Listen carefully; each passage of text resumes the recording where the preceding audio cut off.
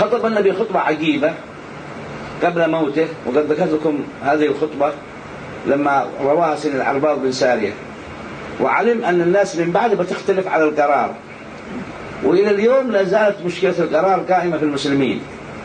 فخطب الخطبة وقال فيها: اسمعوا وأطيعوا، يعني من يأتي من يكون اسمعوا وأطيعوا ولو تأمر عليكم عبد حبشي، فإن من يعش منكم فسيرى اختلافا كثيرا، عليكم بسنتي وسنة الخلفاء الراشدين المهديين من بعدي عضوا عليها بالنواجذ.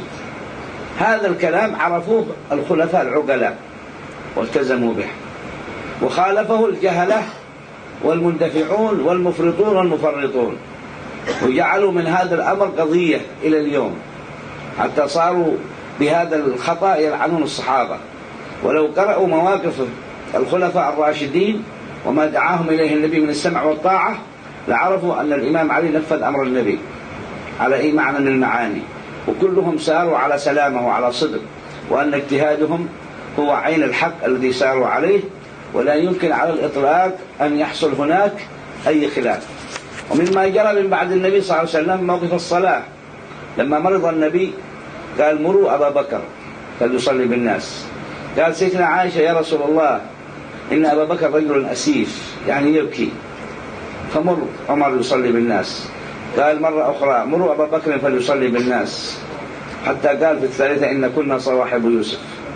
وهذا إشارة واضحة إلى تقدمة يريدها الله لأبي بكر فيما يتعلق بشأن الصلاة. ولهذا قال له سيدنا علي: أنت قدمك علينا رسول الله في أمر الدين، فأنت أحق أن تقدم في أمر الدنيا. وهذه الكلمة جرت على لسان الإمام علي رضي الله تعالى عنه لما بايع سيدنا أبي بكر في الخلافة. وهذا فهم ووعي يرد على الذين يخونون سيدنا أبي بكر أو عمر، أو يجعلون من سيدنا علي جبان، يمالي فيما لا ينبغي فيه الممالاة، ويجامل فيما لا ينبغي فيه المجاملة. بأي معنى من المعاني ينبغي التنبه لهذه الجزئيات وفهمها، وعدم المجادلة أو المنازعة فيها. كذلك النبي صلى الله عليه وسلم جمعهم الصحابة وقال لهم: أكتب لكم كتابا لن تضلوا بعده. فحصل في المجلس نقاش وارتفعت الأصوات، فقالوا: من بيخرجوا عني. فخرجوا عن النبي صلى الله عليه وسلم ولم يتكلم النبي في شيء. ومنهم من قال أنه تكلم مع عبد الرحمن بن أبي بكر كما ستجدون في الكتاب. هذه ملحظ أتكلم فيه، لأن البعض يقول: ليه أنتم ما تتكلموا فيما يتكلم فيه الناس؟ والمقصود أن النبي لما حصل عنده الاختلاف واللغط ورفع الأصوات أخرجهم لأنه مريض. ولو كان هذا الأمر وحي أن يعين شخص أو يكتب كتاب لكتبه بعد خروجهم، لقال: تعال يا علي بن أبي طالب اكتب، ويشهد عليها أحد وتصبح مسألة. لكن كون هذا الحدث يستغله البعض ويقولون أن هذا اللغط منع النبي أن يقول الحق، وأن السبب في ذلك أبي بكر وعمر، هذا افتراء وافتيات. فالنبي لا يسكت عن حق، لا بد أن يعلن لو كان هذا الأمر مبني على وحي من السماء. وهذا يلزم الإنسان أن يتخذ هذه المواقف الواعية. وهكذا حتى أن سيدنا العباس بعد موت النبي قال: إن الرزية كل الرزية فيما منع النبي صلى الله عليه وسلم من كتابة الكتاب. وهذا صحيح، يعني لو أن النبي كتب كتاب سيتبين ماذا سيكتب، لا أقل ولا أكثر. ولهذا البعض يقول لك: يمكن كتب أنك أنت يا فلان ستكون من بعدي. هذا كلام ظن أو مبني على نص آخر، وأما ما حصل فلا يدري به أحد. كما قلنا لو كان في هذا الموقف وجوبا أو وحيا لما تخلى عنه رسول الله، لأن النبي لم يكتب وحي، بل أن النبي ذكر لنا في الوحي ما يخصه من عتاب، ولو بيكتم النبي شيء بيكتم العتاب الذي عليه، لكن كل شيء أبرزه. فلذلك لا يستفاد من اللغط أو الخلاف الذي جرى في مجلس النبي صلى الله عليه وسلم إلا لأهل التحريش.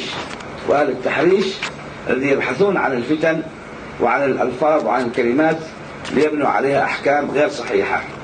إذن مات النبي صلى الله عليه وسلم وهي مرحلة وتحول وتغير، وانقطع بموته وحي السماء. ده أول تحول، انقطع الوحي.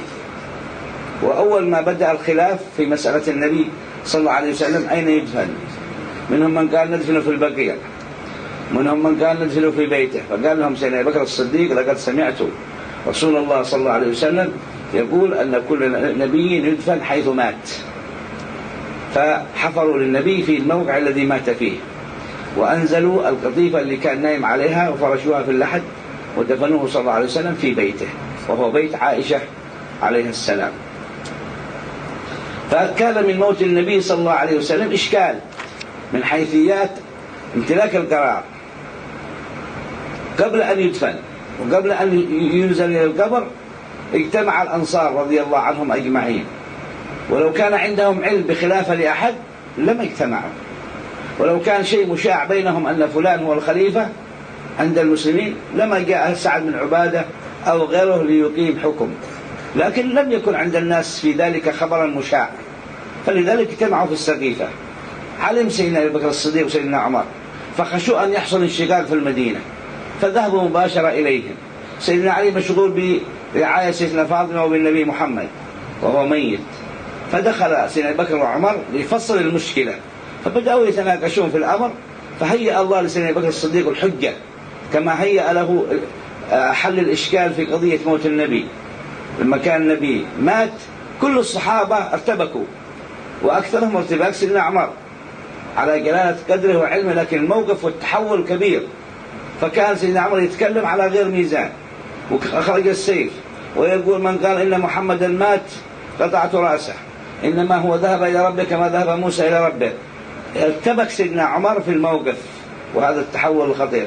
حتى جاء سيدنا أبي بكر من مزرعته فقالوا له بموت النبي، فدخل ورأى النبي مسجى فكشف عن وجهه وقبله بين عينيه وقال طبت حيا وطبت ميتا، وخرج إلى المسجد وكان على كامل الثبات، فوجد المسجد يموج الناس فيه. سيدنا عمر يصيح من فوق المنبر، فقال له يا عمر انزل، فأبى، فصعد واستقام بجانبه، فكان يتلو عليهم الآية وما محمد إلا رسول.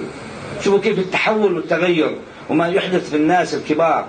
ما محمد إلا رسول قد خلت من قبله الرسل، أفإن مات أو قتل انقلبتم على أعقابكم ومن ينقلب على عقبيه فلن يضر الله شيئا وسيجزي الله الشاكرين. قالوا سيدنا عمر جلس على الأرض ما حملته ركبتاه من وطأة سماعه الآية، والصحابة كلهم ضجوا بالبكاء لما عرفوا أن الرسول قد مات. وكان موقف هذا لسيدنا أبي بكر يدل على سلامة قيادته في ساعة الحرج والصعوبة. ويقول قائلهم والله كأنها أنزلت اليوم، كأنها ما سمعناها من قبل. وهذا يدل على أن القرآن عندما يتفق مع الحدث يظهر سر التحول، وأن القرآن عندما يقرأ مرتبط بالأحداث يؤثر في السماع كأنما هو ساعة نزوله. ولهذا تصدر أبي بكر الصديق وفي السقيفة هيأ الله أن يكون هو الخليفة لما بايعوا سيدنا عمر وقبلت الأنصار ذلك، وارتفع أمر الحرج على المسلمين، وما دفن النبي إلا والزمام بيد أبي بكر الصديق رضي الله تعالى عنه.